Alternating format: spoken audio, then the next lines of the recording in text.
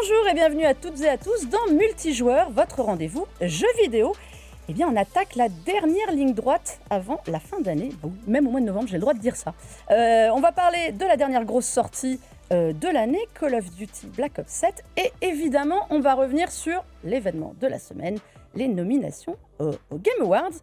Et pour tout ça, des invités de choix et de choc avec Carole Quinten. Bonjour, comment ça va? Mais bien et toi? Ça va très bien, je suis ravie d'être là comme d'habitude. Écoute, oui, tu as délaissé Call of pour J'ai venir délaissé un petit peu Call of pour venir te voir, mais tu sais très bien que tu passes avant Call of. Ah, je suis touchée. Merci. Je sais. Attention, tu as mis la barre très haut. Ah oui.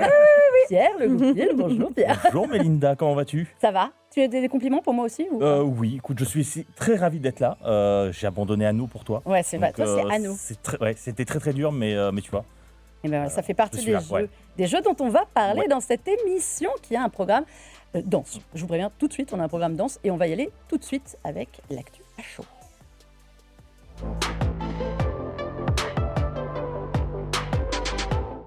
Bon, c'est parti pour une grosse partie, c'est le cas de le dire. Avec cette semaine, nous avons donc eu lundi les nominations pour les Game Awards 2025.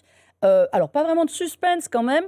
Beaucoup de nominations pour Clair Obscur Expédition 33, mais 12 nominations, record absolu. Ils sont nommés dans toutes les catégories où ils pouvaient l'être, on va dire ça comme ça, Pierre. Oui, c'est ça. C'est un peu le phénomène de cette fin d'année, même de l'année 2025. C'est vrai que c'est un phénomène qui a surpris tout le monde. Et là, de les voir vraiment prendre les Game Awards, comme ça, prendre toute la couverture médiatique, c'est quand même une belle récompense. Et c'est vrai que... c'est vrai que le résultat final, quand même, il est attendu, mais voilà, ça fait plaisir de voir un jeu comme ça, surtout un jeu français, qui n'est pas non plus un énorme blockbuster, vraiment prendre le devant au Game Awards, une cérémonie qui met vraiment, d'habitude, en avant les jeux les plus énormes. Donc ça fait plaisir, ouais. C'est vrai que 12 pour lui. Derrière, il y a les deux mastodontes de PlayStation, Death Stranding 2, On the Beach et Ghost of Yotei. Bon, alors on le dit tout de suite, c'est pas un suspense. 12 nominations, ils ne pourront pas avoir 12 prix pour la bonne simple raison qu'ils sont, on en parlera plus tard, 3 dans la catégorie meilleure performance. Donc à moins qu'on fasse un prix commun, mais ça n'en fera qu'un quand même. Et Carole, t'es plus surprise par le 12 tout seul ou par les 7 de Death Stranding et Yotei derrière? Alors franchement, je suis pas surprise du tout par tout ce que j'ai vu lors du reveal des nommés. Pas surprise de voir autant de place pour Expédition 33. Et c'est intéressant ce que tu dis, Pierre, parce que c'est d'ores et déjà une reconnaissance d'être autant présent dans toutes ces catégories, effectivement. Et pas surprise d'en voir autant. C'est vrai que c'est un record. Juste derrière, on a The Last of Us 2, il me semble. On doit avoir du God of War, du Red Dead à 8 nominations. Des gros blockbusters de gros éditeurs en général. Mais c'est ça. Et moi, je trouve que les nommés sont extrêmement cohérents. C'est bien d'avoir du Silksong. Alors, on s'en doutait aussi, Hades 2. Je suis contente aussi pour Death Stranding 2 parce que pour moi, c'est un jeu qui a vraiment sa place dans les nommés. Et puis, c'est un jeu d'auteur, c'est un jeu qui apporte autre chose. C'est toujours des prises de risques. Enfin, c'est une autre manière de jouer aux jeux vidéo, Death Stranding, que ce soit le 1 ou le 2. Et donc, je suis très contente de cette sélection. C'est cool de voir du Ghost of Yotei aussi parce que, mine de rien, il mérite. Qui n'est pas dans la catégorie des meilleurs jeux. Des meilleurs jeux. Tout à fait. Est-ce que ça, pour vous, alors je voudrais qu'on s'arrête sur la catégorie des meilleurs jeux de l'année. On a dit Clair Obscur, Death Stranding 2, Hollow Knight, Silksong, Hades 2, donc deux jeux de fin d'année, Kingdom Come Deliverance et Donkey Kong Bonanza, pas de Ghost of Yotei. Est-ce que c'est quelque chose auquel vous attendiez ou pas? Alors oui, parce que Ghost of Yotei, c'est un très bon jeu. On en a parlé ici, on en a parlé. Même. C'est un très bon jeu, c'est un jeu très agréable, mais c'est pas un jeu révolutionnaire.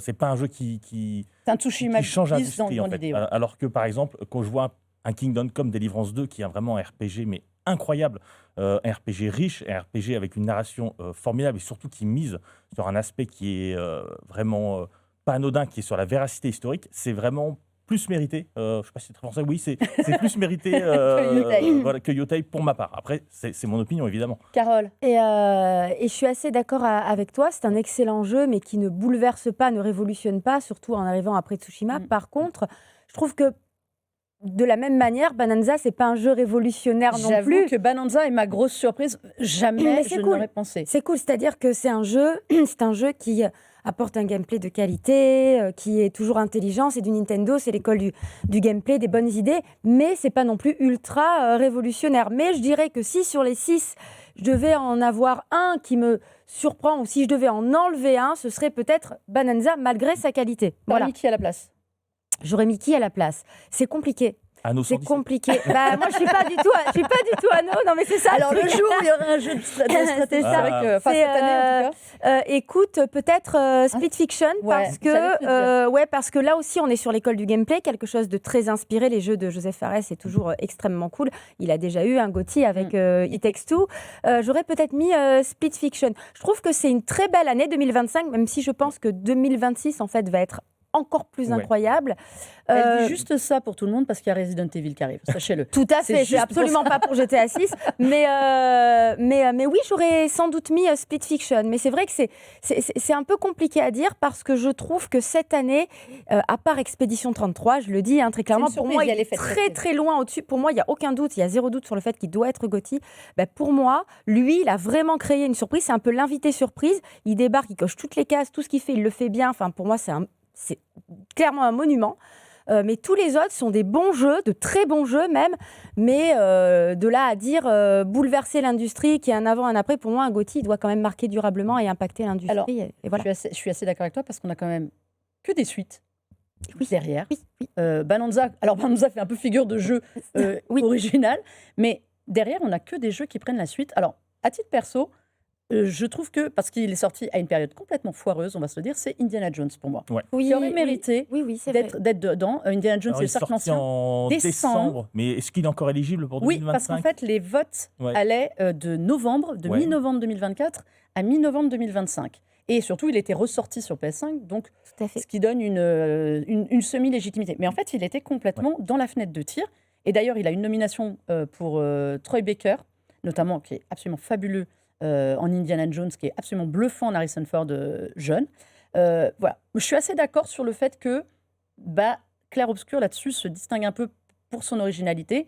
Après, on a que des bons jeux. J'aurais pas mis Donkey Kong. Petite perso, t'aurais mis quoi, toi, à la place? Peut-être Blueprints.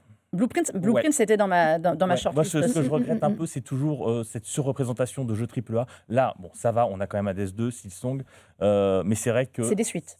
On connaît. Et on a toujours tendance mais même Clair Expédition, on est sur de l'indé. Oui, c'est vrai. Ouais. Bah oui. Mais Blueprints, pour moi, est une des vraies belles surprises de jeux un peu originaux cette année. Pour moi, il fait vraiment avancer le jeu vidéo, dans le sens où c'est vraiment un jeu qui ne ressemble à aucun autre. Et là-dessus, il aurait dû pour moi être nominé GOTY. Après, c'est terrible pour lui parce qu'il arrive juste avant Expédition 33, il me semble. Il est sorti quelques jours avant. Il est sorti juste avant, mais surtout il arrive l'année où il y a ça. Comme je pense que Hollow Knight voulait créer la surprise et se dire c'est pour nous voir Royal au Game Awards, il y a un peu de monde devant. Il est donc Clair Obscur est nommé meilleure réalisation, meilleure narration, meilleure direction artistique, meilleure musique pour l'Orienté Star qu'on avait reçu ici. Meilleur design audio, c'était peut-être le seul que je pensais pas, où je pensais pas les trouver. Meilleure performance des acteurs, meilleur jeu indé, meilleur premier jeu indé. Il y a un gros débat sur indé, pas indé. Là, c'est une question, on laissera tout le monde débattre. Est-ce qu'il y a un prix pour vous qui peut, une catégorie dans laquelle vous avez été surpris aussi, comme moi, sur audio design? Vous ne les attendiez pas? Ou pour vous, ils étaient légitimes dans tout? Pour moi, ils sont légitimes, mais vraiment absolument dans tout. Mais vraiment, qui peut leur piquer des... Alors pour moi, sur la musique, par exemple, c'est clair que la musique de Lorient, elle est exceptionnelle. Pour moi, ils doivent gagner ce prix-là aussi. Mais si, par exemple, le prix de la musique devait leur échapper, je dirais que quand même, on a du Woodkid sur du Death Stranding 2. C'est deux écoles, mais excellentissimes aussi. Je ne sais pas ce que tu en penses, Pierre. Pour moi, la BO de Death Stranding devrait gagner. Parce qu'il y a vraiment un accompagnement. C'est un jeu qui a du cœur, Death Stranding. Et justement, ce cœur est accompagné par les musiques qui sont vraiment formidable et qui accompagne parfaitement l'action. Et si Clair Obscur ne gagne pas, pour moi, définitivement, Death Stranding devrait gagner la musique. Pour moi, je suis d'accord avec toi, ça va jouer entre les deux, parce que c'est deux aspects différents de la musique. Je trouve en effet que, même si c'est une BO plus playlist chez Death Stranding 2, il y a une musique qui est en fonction de ce que vous faites et que vous allez aussi chercher, puisqu'il faut les débloquer. C'est une musique qui prend au trip aussi, qui accompagne parfaitement la narration.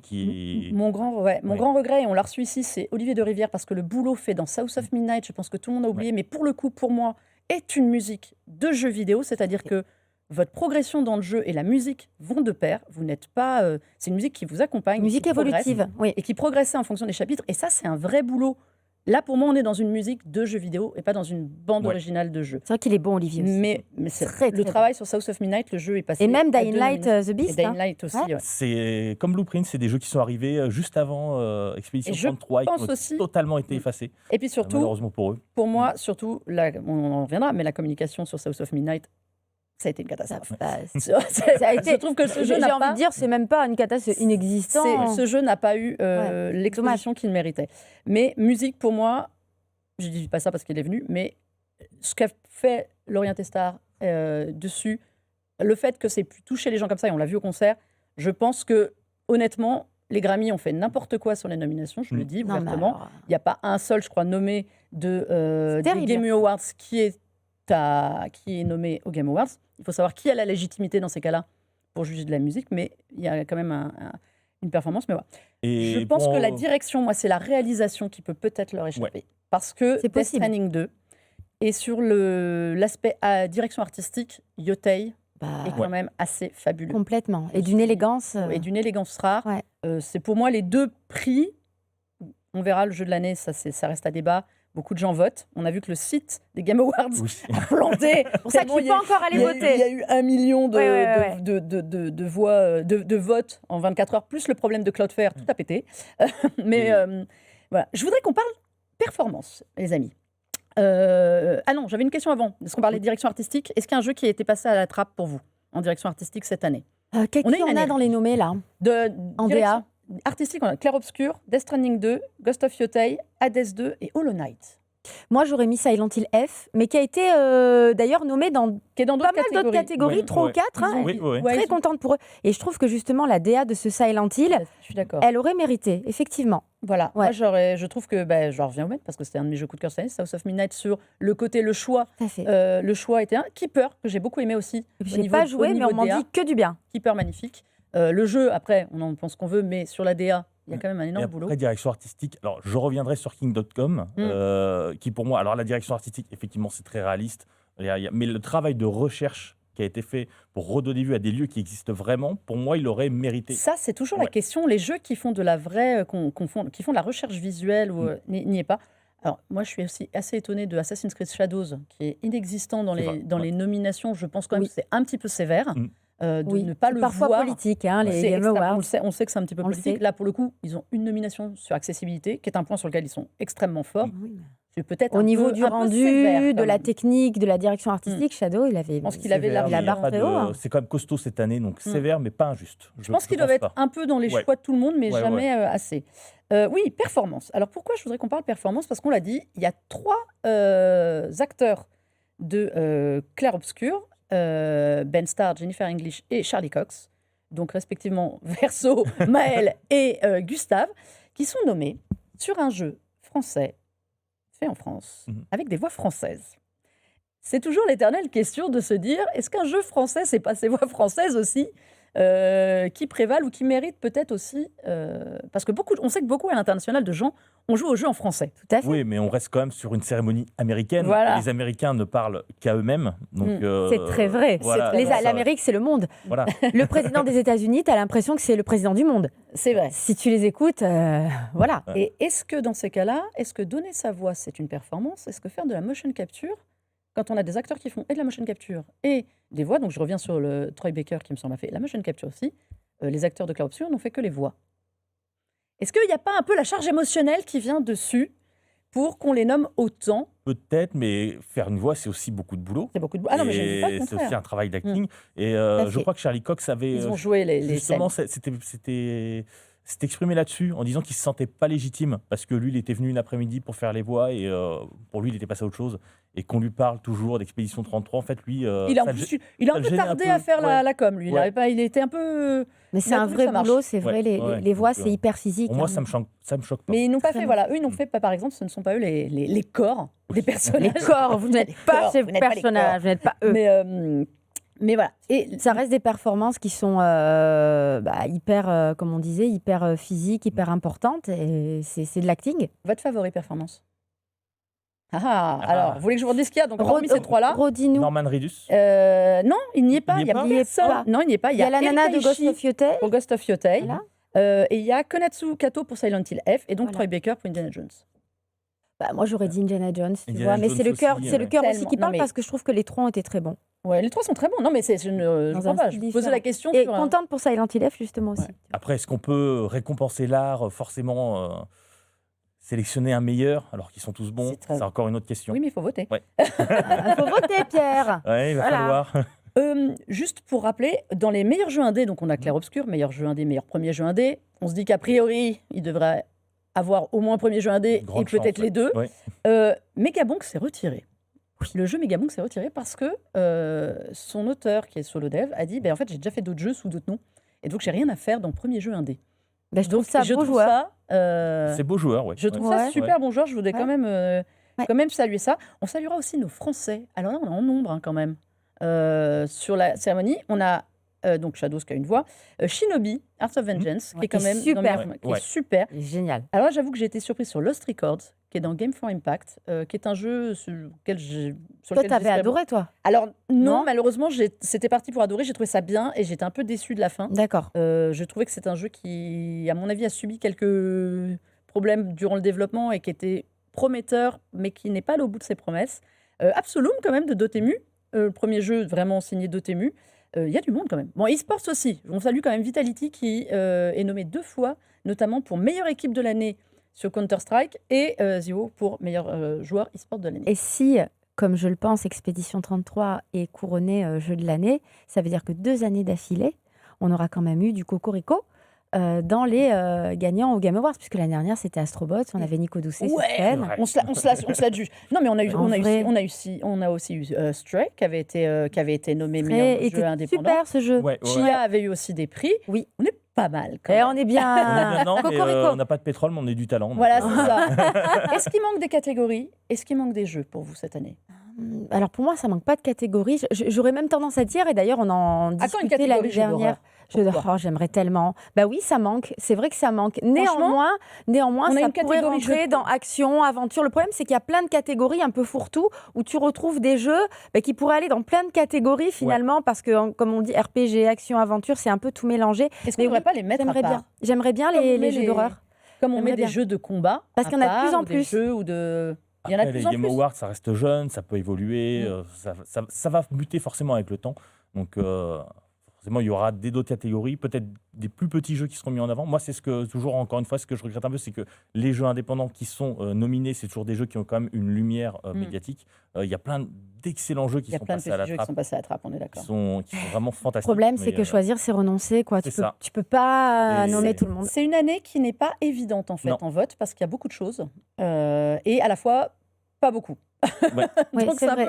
C'est vrai. un peu complexe. Je vous épargne la catégorie des jeux les plus attendus de 2026 puisque ils sortiront peut-être en 2027. Donc je trouve que moi Je pense GTA tous qui au a même, été non mais Ouais. GTA 6 qui a été élu meilleur jeu attendu pour 2025. Je suis désolée, à un moment il faut pas le remettre dans la catégorie des sera jeux l'année Bon, 2026. ce sera aussi. peut-être Requiem. Non mais Mais c'est vrai. mais oui, mais il y a 007 aussi. Il y a aussi C'est juste 007. que Ouais. je trouve que cette catégorie n'a pas de sens. Mm. Parce que les jeux sont sans cesse décalés et que on va pas avoir GTA 6 qui va être élu cette année à mon avis encore meilleur jeu, le jeu le plus attendu de 2025, jeu le plus attendu de 2026. Et s'il sort en 2027, on fait quoi? On revote pour lui l'année prochaine? Non, c'est sûr qu'il y a un côté un peu, tu dis, c'est un peu du n'importe nawak. Mais moi, je serais pas surprise de le revoir dans les jeux les plus attendus Sachant- après. Hein. Sachant que le jeu a une date, je vous rappelle juste, le jeu a une date de sortie sur fin novembre 19, hein, c'est 2026. ça, 19. Donc il passera sur les votes Game Awards l'année 2027. prochaine. Oui. En Ouais. 2027. Je vous le dis juste parce que quand on vote, c'est mi-novembre. Donc, comment il peut être le jeu le plus attendu de 2026? Oui, c'est Après, compliqué. elle a pas de sens. Mais voilà. ce sera peut-être Resident Evil Requiem parce qu'il y a quand même une grosse hype sur RE9 et ça, c'est cool. Mais voilà. Bon, on va finir C'est- cette... Vas-y. Ouais, moi je Pierre, voulais je te juste donne- une dernière chose à dire, parce que concernant les Game Awards, c'est vrai que les Game Awards sont critiquables sur beaucoup de points. C'est vrai que ça reste quand même une pub géante pour les studios qui vont annoncer Mm. leurs jeux et pour les studios qui les ont déjà sortis. Mais je trouve que c'est quand même une cérémonie importante parce que justement, c'est le moment de l'année où on est là, tout le monde, qu'on aime ou pas les Game Awards, qu'on soit critique ou pas, là on est là, on en discute et c'est le moment où on peut dire quel jeu on a aimé, quel jeu inconnu on peut mettre en avant. Il va y avoir Il y des a annonces. toujours du débat, et ça, que ce soit sur Les Internet ou dans world la vraie vie, premiere. c'est, Oui. c'est un peu le café du commerce, mais c'est sympa de débattre là-dessus et de. Ouais, mais heureusement qu'on a encore des moments voilà. comme ça pour raconter. Bah oui. Ça déchaîne en les, vrai, ça déchaîne les passions. En vrai, merci Jeff Keighley. Il faut le dire quand même, parce que s'il n'était pas là, il n'y aurait pas la Summer Game Fest. Il anime aussi la cérémonie de la Gamescom. Il y a les Game Awards. C'est des moments, effectivement, les Game Awards, c'est un peu devenu l'E3 en une soirée, parce que c'est tellement dilué finalement la Summer Game Fest. C'est le moment le plus important de l'année pour les joueurs, je trouve. Non, mais je suis d'accord. Voilà. Puis il y aura des grosses annonces, on l'espère, on touche du bois. Donc, Ouais. Normalement, de ce qu'on a entendu, il y aura des très grosses annonces. Il y a des jeux qu'on attend quand même, dont on aimerait bien avoir des nouvelles. Je ne prononcerai pas le nom du jeu, mais tout le monde sait de quoi je vais parler, mais on l'attend depuis 20 ans. Et peut-être cette année. Ce fameux jeu qui, cette semaine, n'arrête pas de dire qu'il va revenir. Voilà, c'est ça, celui-là. Chaque année, il y a l'espoir qui Parce revient. qu'on n'a pas parlé du fait que, on ne le citera pas, donc c'est un truc avec un 3 dedans. Voilà. Non, mais que que Valve vient d'annoncer du matériel aussi. Ouais. On se dit que ça collerait bien avec un petit retour d'Half-Life. Mais on ne va pas porter la poisse, Voilà. la poisse. Ne portons pas la Ne portons pas la poisse. Chers amis, je voulais qu'on ouvre une page et je pense que je vais abandonner cette idée parce que je voulais qu'on parle de le fait que c'est les 5 ans des consoles et qu'on ne va jamais avoir le temps de faire ça. Donc on va passer à quoi on joue. On parlera de l'anniversaire des 5 ans de la PS5 et de la Xbox Series avec d'autres gens. Tant pis pour eux. Oh non. On a été trop long. Tu voulais dire un mot ? Parce qu'il ne nous reste pas beaucoup. Pour moi, c'est une génération de consoles qui est vraiment particulière dans le sens Vas-y, tease l'émission de la semaine prochaine. Voilà, c'est cette génération de consoles, alors c'était déjà un peu le cas avec la PS4 et la Xbox One, c'est une génération de consoles qui explose totalement notre manière de jouer. Maintenant, il n'y a plus seulement les consoles, il y a plein d'autres manières de jouer sur le téléphone, en streaming. Je veux dire, on démarre GeForce Now sur son téléphone, on peut jouer à tous les gros jeux, exclus ou pas, qu'on veut. Donc pour moi, la génération de consoles est en train de... Ça ne sera pas la dernière, mais elle est en train de se diluer dans un monde plus vaste du jeu vidéo. Et pour moi, c'est la chose importante à retenir de cette génération PS5 et Xbox Series. Mais t'en parleras la semaine prochaine. Vous avez vu comment je l'ai frustré de ce sujet qu'on devait aborder. Ouais, non, mais ça aurait pu être il va cool. parler, vous inquiétez pas, il va parler d'Anno 117. Et comme ça, il est content, il aura du temps. Donc on va passer directement à quoi on joue.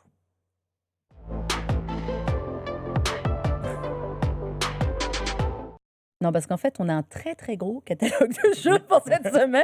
C'est Et vrai. comme de toute façon, on va dépasser, je me dis qu'au moins, on va prendre le temps de le faire. Donc, comme je t'ai empêché de parler de PS5 et de Xbox Series, je vais te laisser la main sur un de tes jeux préférés de l'année. Pour moi, mon GOTY, tu vois, c'est vraiment... Le jeu est sorti il y a 15 jours, un peu moins. Ouais. C'est déjà le jeu auquel j'ai passé le plus de temps cette année, pour te dire. C'est dramatique. Anno 117, donc la série Anno. Alors, je tenais quand même à dire que ce garçon est venu nous parler de Pax Augusta il y a quelques mois, et que là, il vient nous parler de Pax Romana. C'est un truc de ouf. On voit un peu ses lubies quand même. Alors, explique-nous ce que c'est. Alors, Anno, c'est un city builder où, là, pour le coup... La série Anno nous permet de voyager un petit peu à travers l'histoire. Donc, il y a eu Anno 1404, il y a eu Anno 1800. Là, on est en 117, donc lors de la Pax Romana. Donc, on doit construire sa ville romaine. Donc, Anno, c'est un city builder qui pourrait paraître tout à fait classique comme ça. Mais c'est un jeu qui mise énormément sur les ressources. Quand vous jouez à Anno, vous avez des centaines et des centaines de ressources avec lesquelles jongler, avec des arbres de ressources. Enfin, c'est très compliqué. En fait, c'est pratiquement un tableau Excel avec... Tu as donné des mots de crâne à tout le monde, là. Ça donne envie, hein. Non, moi j'adore Anno, je passe beaucoup trop d'heures sur Pax Mais Romana. c'est passionnant, faut gérer ses ressources, faut gérer l'import-export, faut gérer ses relations diplomatiques, et surtout, on voit sa ville évoluer, on voit sa ville grandir, et on est fiers de voir sa ville, on peut faire vraiment des trucs de fou furieux. Là, en plus, ça se passe dans l'Empire romain, alors moi, tu sais que ça me parle beaucoup. Donc voilà, c'est un jeu qui est prenant, c'est un jeu qui est prise de tête, mais c'est une bonne prise de tête, parce que même quand on n'y joue pas, on réfléchit, on se dit, est-ce que je vais produire de l'huile d'olive pour le vendre à machin, ou alors je vais récupérer de la lavande ici. Non mais vraiment, c'est un jeu qui fait fonctionner notre logique, et qui est fantastique, qui est super beau surtout. Il y a un mode, espèce de mode photo qu'ils ont ajouté, qui est absolument fabuleux, c'est-à-dire que tu construis ta ville, et à un moment, tu peux sortir du mode un peu traditionnel, jeu de gestion, jeu de simulation, et donc tu es vraiment dans le décor de ton jeu. Et c'est assez marrant à voir. Ouais. Petite nouveauté sur celui-là, on peut désormais jouer tout de suite, parce que moi j'ai testé sur console, parce que je suis une malade mentale.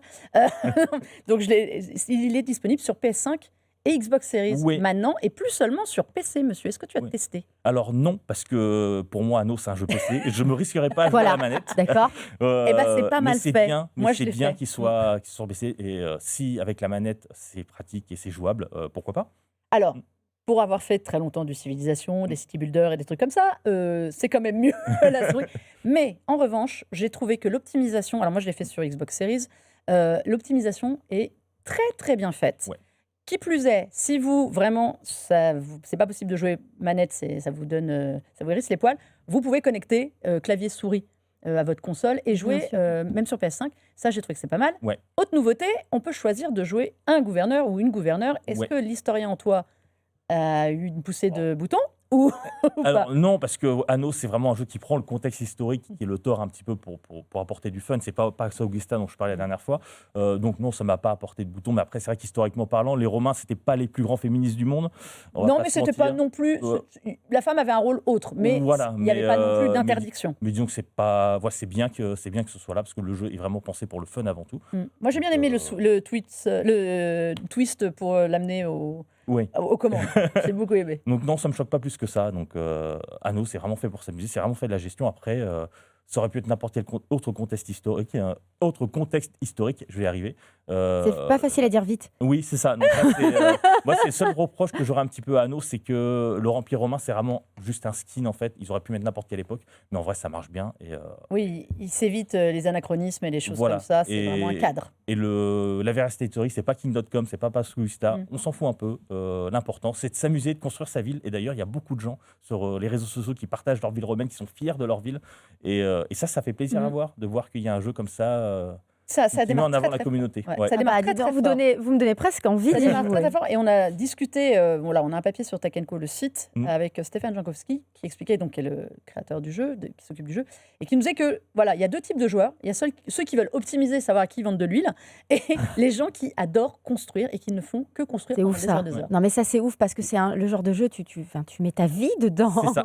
C'est chronophage à mort. Tu veux jouer 5 minutes, tu joues 5 heures. Voilà, c'est ça.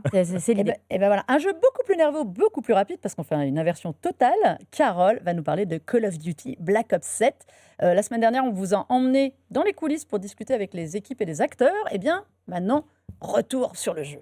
Alors, Carole, Black Ops 7. Ah bah écoute, moi j'ai aimé. Voilà, oui, j'ai aimé. Merci Black Carole. Ops 7. Jeu suivant. Voilà. Je me suis beaucoup amusée sur Black Ops 7 parce que effectivement, c'est pas une révolution, mais c'est une continuité efficace, une évolution de ce qu'on avait sur Black Ops 6, notamment sur le multijoueur. Moi, j'ai toujours aimé les multis de Call of. Je trouve que c'est extrêmement efficace. Moi, je trouve que ça reste les meilleurs sur le multi, avec le retour de certaines maps qu'on avait sur Black Ops 2. Et moi, ça me fait plaisir, ça me rappelle de bons souvenirs. Il faut dire, donc, pour ceux qui ont raté l'épisode, c'est la suite, 10 ans après, des événements de Black Ops 2. C'est ça. Donc, retour dans des zones connues. Dans des zones connues. Des personnages connus, effectivement. Donc, sur le solo. Alors, le solo a fait effectivement beaucoup parler parce que c'est un solo que tu peux jouer solo, mais en vérité, qui est vraiment pensé pour être joué en coop. Et donc, forcément, la coop, ça plaît pas à tout le monde. Connexion obligatoire. Tu es obligé d'être constamment connecté avec tes potes pour avancer ensemble. Moi, je l'ai fait avec deux gars que je ne connaissais pas. Ça aurait même pu être encore plus cool avec des potes, mais là, c'était déjà très, très cool. J'ai apprécié parce qu'il y a vraiment un côté exotique. On est passé sur quelque chose d'extrêmement barré. Parfois, c'est du Remedy. Parfois, c'est du Resident Evil avec des boss. Et c'est inhabituel. Et moi, j'ai apprécié cette prise de risque sur la campagne. Ça fait débat, ce côté un peu. Ça a vrillé. On voit à un moment Mike Harper qui est devenu gigantesque. Il y a un truc qui est complètement barré à la Stranger Things quand même à un moment. Ah mais complètement, oui, c'est un peu l'Underworld. C'est un petit peu ça. Il y a beaucoup de zombies. D'ailleurs, on a un mode zombie qui, honnêtement, est toujours aussi kiffant et jouissif, qui est extrêmement généreux. Hardcore aussi, là, il vaut mieux jouer à plusieurs. Néanmoins, effectivement, il y a ce côté très exotique, très zombie, très horrifique en réalité sur la campagne. C'est leur marque de fabrique. C'est un peu sur le zombie. Alors le zombie, oui, c'est clairement ça. Marque de fabrique. Hyper barré, mais c'est vrai que sur la campagne, voilà, je peux comprendre les discussions. Moi, je fais partie des gens qui ont apprécié parce que je trouve que Call of Duty, ça reste toujours une expérience solide au global. Tu as toujours un multi qui fonctionne bien avec un nouveau mode Skirmish qui est vraiment pas mal.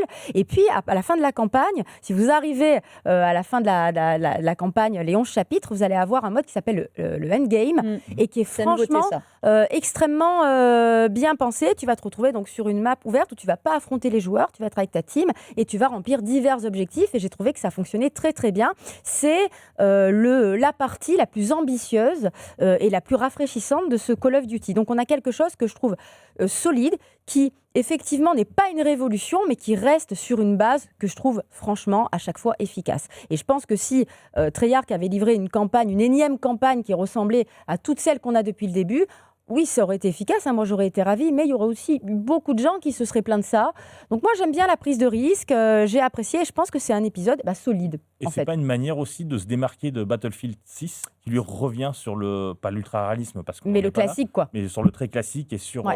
Ça a bien marché, visiblement. Ça a bien marché. Mais moi, je Donc, sais que pour avoir des gens qui ont fait les deux, qui m'ont dit, parce que moi, j'ai pas fait Battlefield si j'ai pas mis la main dessus, m'ont dit que Battlefield, c'est bien si tu es prêt à faire des parties un peu longues, que si Ouais. tu veux jouer vite et nerveux, en revanche, c'est Call Call of, ça reste le nec plus ultra. Après, dans le gameplay, oui, les jeux sont très différents, mais est-ce que si Call of Duty n'avait pas fait un jeu militaire très réaliste, très cohérent, on n'aurait pas eu l'impression d'avoir 2 fois le même jeu Ouais, c'est avec ça. Battlefield? Mais Donc, c'est complètement la prise ça. de risque C'est vrai que c'est justifiée, ouais. très différent dans les sensations. Et là, effectivement, sur ce Black Ops 7, c'est l'évolution justement du gameplay avec les mouvements plus fluides, avec justement aussi le wall jump qui ajoute un petit peu Beaucoup de plus dynamisme. de wall jump, de course sur les murs. Il y a une espèce de Ça donne verticalité ajoutée. C'est ça, ça apporte de la verticalité.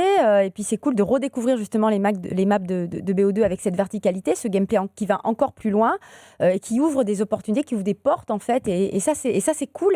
Donc moi vraiment, je pense que c'est un épisode qui est solide, qui est efficace, mais évidemment qui ne révolutionne rien. C'est du Call of. Voilà. Ouais.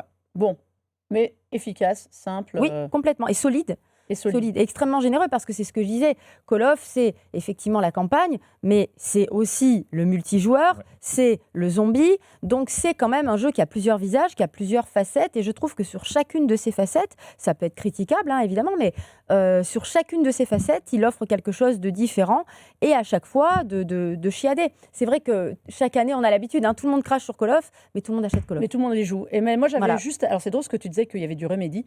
C'est un truc qui m'avait frappé quand on a vu le premier trailer au mois de juin. Oui, C'est ce nouveau style, cette nouvelle ambiance. Et moi, je m'étais dit, oh, chouette, Activision va nous sortir une nouvelle Mais IP. personne ne s'attendait à ce que ce soit Black Ops 7. En fait. Et quand j'ai vu que c'était Black Ops, j'ai eu ce truc un peu de me dire, Mais il y a c'est eu la déception décevant. dans la salle. C'est dans le- décevant. oui, sur Internet, parce que qu'en fait, c'est pas habituel. Je C'est voulais ça. une nouvelle licence, et puis finalement, bon, voilà. Moi, Tout, c'était j'avoue, je suis tellement nulle au jeu de tir que Black Ops, je n'y sévis pas longtemps, virtuellement et réellement. Mais voilà, il y a peut-être un petit vent de fraîcheur, Bah oui, Et- une prise de risque, quoi. et il fait vraiment débat. En fait, il fait Est-ce débat. qu'on se pour ça. focaliserait pas trop sur la campagne solo, alors que Ah bah, Call of, oui, la mais campagne enfin, du solo, multi, c'est juste un tuto, bah en fait. oui. Une campagne multi, je trouve que c'est une bonne idée. Ouais. En revanche, de pénaliser les gens qui jouent en solo, et ce que j'ai beaucoup C'est pas entendu, très adroit. ça, c'est pas Ouais. très adroit. Disons Ou tu que- te retrouves déconnecté si tu fais une pause. Bah, c'est ça. Moi, je trouve pas ça normal. Bah, du coup, c'est vrai que ça devient plus. Bah, d'ailleurs, ça s'appelle pas un solo, ça s'appelle une campagne. Tu n'as plus de mode de difficulté aussi parce que forcément, tu joues Niveau tu différent, joues ouais. ensemble, donc ça s'adapte. Moi, par exemple, j'y ai joué, donc j'ai fait mon test en coop et j'ai relancé le jeu donc en stream, seul en solo. J'ai morflé parce que forcément, c'est super dur. En fait, c'est vraiment ça. pensé pour la coop. Mais si tu le fais en coop avec tes potes et que vous avez une bonne synergie, etc., en vérité, tu t'amuses. En fait, tu t'amuses sur Call of. Et le multi, encore une fois, pour moi, c'est le point fort. Le zombie, bon, il faut aimer, moi j'adore. Le zombie, c'est toujours ultra fun. T'as le mode Dead Arcade là, qui fonctionne Le trop retour du bien mode Dead à Arcade, à l'ancienne. En fait, c'est généreux dans la proposition. Mais en tout cas, le multijoueur de Call of, moi, je trouve que ça marche toujours très bien. Ça fait le café, quoi. Ouais. Bon, très bien. Est-ce que Activision a déjà communiqué sur les premiers chiffres de Non. vente ou pas encore? Je crois pas. En tout cas, il y a eu beaucoup de. Ils se sont bien fait taper dessus, hein, Ouais. voilà. Oui, mais hein. c'est comme tous les ans. Voilà, donc c'est déjà une communication certaine, mais j'ai pas encore vu passer les chiffres. Ouais. Pour finir, moi, je vais vous montrer un jeu tout mignon, tout Voilà. doux, tout Winterboro. Magnifique jeu où vous incarnez une petite souris et on se croirait entre Béatrix Potter, les aventures de Peter Rabbit, pour ceux qui se souviennent. Vous voyez, c'est tout mignonnette, où il fait froid, on a une petite souris qui revient dans sa maison d'enfance, qui doit la retaper, voilà, créer des petits meubles, se faire des petits vêtements, puis sa tante a disparu, il faut aller la chercher. Non, c'est un affreux jeu de survie dans lequel on se caille à mort. C'est vrai. Il neige. Non, mais on est dans la neige tout le long. Et cette pauvre petite souris, il faut que vous l'aidiez parce que sinon, dès qu'elle sort pour aller chercher des ressources, pour aller taper des bestioles et résoudre des missions, elle se pèle. Moi, j'ai eu froid, comme C'est c'est un pas Don't permis. Starve un peu, non? Hein? C'est un Don't Starve un peu. Ouais, non, mais c'est super mignon. Par contre, la DA, elle est trop La DA belle. est absolument Trop belle. géniale. Et c'est très, très drôle en mode jeu de survie. Vraiment, vous allez vous balader, voilà, vous rencontrez des tortues, des hérissons qui vous demandent de résoudre des choses. Vous devez comprendre, en fait, comment améliorer cette forêt, améliorer C'est un petit jeu qui paye pas de mine, mais vraiment, moi, je me suis éclatée dedans. C'est très, très, très beau. C'est un jeu sans prétention, donc on est très loin des grosses prods à la Call of. C'est un jeu Game Pass, évidemment. Pas nommé aux Game Awards. Non, malheureusement. Ouais, mais on en parle sur multijoueur, Voilà. ça c'est bien. Et Voilà. franchement, j'avais vu ce jeu-là depuis plusieurs années, on avait suivi, qui était très mignon. Je voulais voir où ça allait. Et ben, c'est pas mal et c'est pas facile parce que vous n'avez absolument aucune indication. Par exemple, il faut mémoriser cette carte que vous allez arpenter à peu près 350 fois dans tous les sens parce que vous allez dans une zone, vous êtes bloqué parce que vous n'avez pas le bon matériel, il faut améliorer sa pelle, sa pioche, ouais. tout. Donc, vous passez votre temps. Il y a un côté un peu Metroidvania, mais en 3D. Non, c'est un jeu de cosy, mais vous êtes un peu tout le temps sous tension de savoir si vous allez avoir assez de ressources et prévu votre truc pour faire votre balade avant de mourir de froid. Parce qu'il y a des coins glauques où vous trouvez des gens qui sont morts de froid quand même, je vous le dis. C'est un jeu, c'est vraiment le thème de la solitude, du deuil aussi, de la débrouille, de la résilience. Et moi, j'ai beaucoup aimé pour ça parce que sous ces airs un peu naïfs, c'est un jeu très très mignon. C'est Xbox One, Xbox Series, Nintendo Switch et PC. Ah bah c'est ce que j'allais dire, ça c'est pour la C'est un Switch, jeu pour la Switch 2, Switch 1 et 2, parce que 1 et 2, franchement, voilà. ça ne demande pas des masses Ça de demande ressources. pas grande ressource. Non. Et pour finir, je vais vous parler d'un livre qui sort, qui s'appelle Le jeu parfait, Tetris Bon baiser de Russie. Ce jeu, c'est la bio de Hank Rogers. Alors, je ne sais pas si ce nom vous dit quelque chose. Sans cet homme, vous n'auriez jamais joué à Tetris en Occident. Il est considéré comme le deuxième père de Tetris avec Pajitnov. C'est un livre qu'on doit, figurez-vous, à l'équipe d'Odyssée, que j'embrasse, donc Thève, Benoît et Ludovic, qu'on avait reçus sur le plateau, qui sont à l'origine du projet de musée Odyssée à Bussy-Saint-Georges, en banlieue parisienne, qui ouvrira d'ici quelques temps. Eh bien, figurez-vous qu'ils ont obtenu les droits du monsieur et de la Tetris Company d'éditer enfin en français ce jeu. Et donc, Odyssée, ce projet de musée, va voir beaucoup plus grand avec une énorme partie pop culture japonaise. Et notamment avec des ouvrages. Ils éditent aussi, ils viennent de lancer aussi en français, et là je vais parler peut-être à certains d'entre vous, Game Center Arashi, qui est cette bible illustrée pour tous les gamers qui n'existait qu'en japonais, qui n'avait jamais été édité. Et ben, ça sort sous forme d'anthologie à 15 €. Alors, les 17 tomes de ce manga arrivent seulement en 400 pages, donc ce qui est déjà pas mal. Mais voilà, je voulais les saluer parce qu'ils font un gros boulot pour essayer de populariser le jeu vidéo et tout ça autour.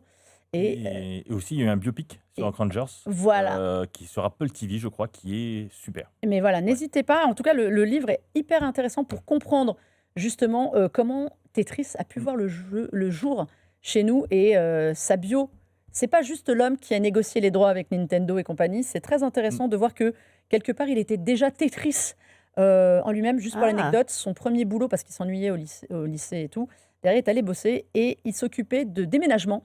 Et sa force dans son boulot, c'était de savoir caler parfaitement les meubles dans un camion. Ouais, c'est génial. et ça, bien avant de bosser sur Tetris.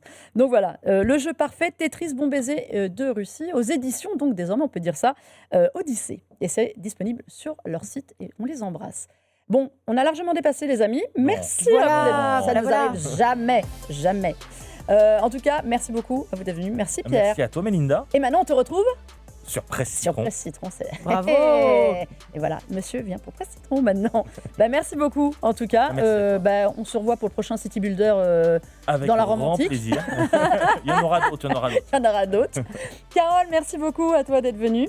Comme d'habitude, c'était super. Tu vas pouvoir reprendre tes parties pour Call of. Voilà, sur Call of, et puis attendre et refaire 12 000 vidéos sur mes attentes sur Resident Evil Requiem. Voilà, c'est bien. Voilà, on te retrouve sur ta chaîne, en tout cas. Absolument. Eh bien, merci beaucoup à tous les deux. Merci à vous toutes, à vous tous d'avoir suivi cette émission. Vous pouvez évidemment la retrouver en multidiffusion sur la chaîne Tech & Co, sur le site Tech & Co, la chaîne YouTube et la plateforme RMC BFM Play. Et évidemment, écoutez nos belles et douces voix en podcast absolument partout. Eh bien, écoutez, on se retrouve la semaine prochaine. On parlera des 5 ans des consoles. Voilà, j'ai teasé déjà la semaine prochaine avant de plonger dans les cérémonies de fin d'année. En attendant, eh bien, écoutez, jouez bien à Call of ou à Anno, au choix. Voilà, en tout cas, à la semaine prochaine.